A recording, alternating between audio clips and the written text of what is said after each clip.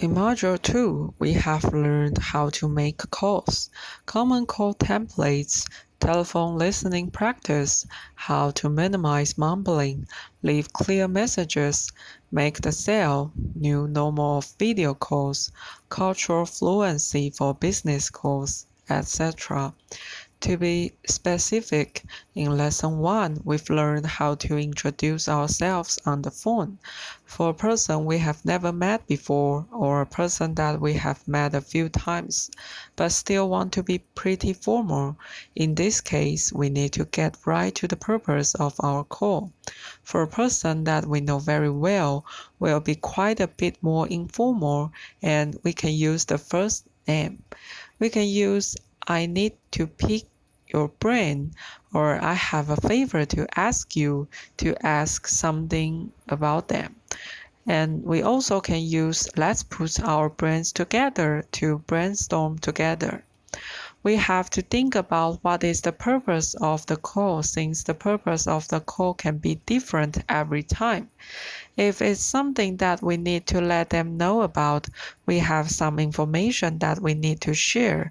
A great naive phrase for this is just to let you know, and then we'll share this information. And I want to give we the lay of the land. It's a really good expression when we have maybe we've been part of a few meetings that someone else has missed. If we've already created a plan and we need to go over it, another really good one is if we anticipate that there may be some hitches, some problems, we can say we should iron out the creases or we should iron out the kinks. There will be times where someone asks we something or says something to we, and we are not sure of the meaning, and there are some really good naive ways to request clarification. First, we can say, so to clarify your meaning, and then restate what has been said to us. And then we'll let you know if, oh yeah, that's exactly right, or no, actually I meant this. If we are not sure what someone wants us to do or our next steps. A good one for that is, in layman's terms, it sounds like our next steps are, and then we'll list the next steps we are supposed to take. To confirm and clarify, to make sure that we've got it right and we're all on the same page. And there are some great ways to ask for someone to repeat. We can just say, sorry, I didn't catch that. And then we'll repeat what they said.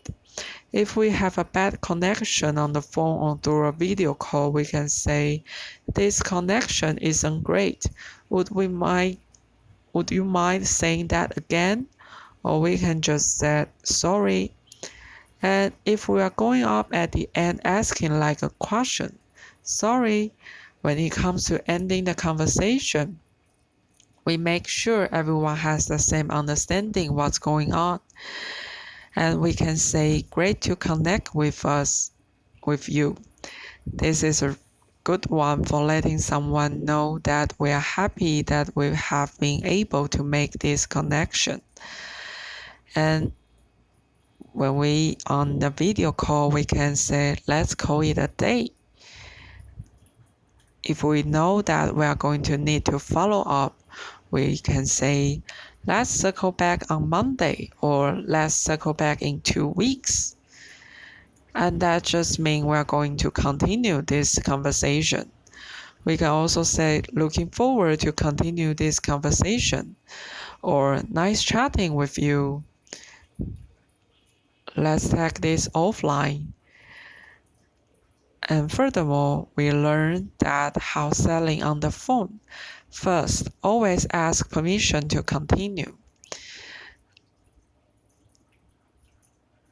And from Jim, his advice is just to keep simple. Say, it's now a good time to talk. And the person can say yes or no. Then if they say no, we could say, well, when can I talk to you? A great next step would be to ask if they work in the department we are calling, because we don't want to waste time. And James talks a lot about this. Make sure we are talking to who we need to talk to. Ask if they work in the department that we are trying to reach. And when we know these things, we know their problems, we can more easily talk to them. Besides, the word why is important too. If they say they don't need it, or they are too busy, and we can ask them why. It gets them talking, and then we will learn what they are really thinking, what is the reason behind the no, and have a discussion about it.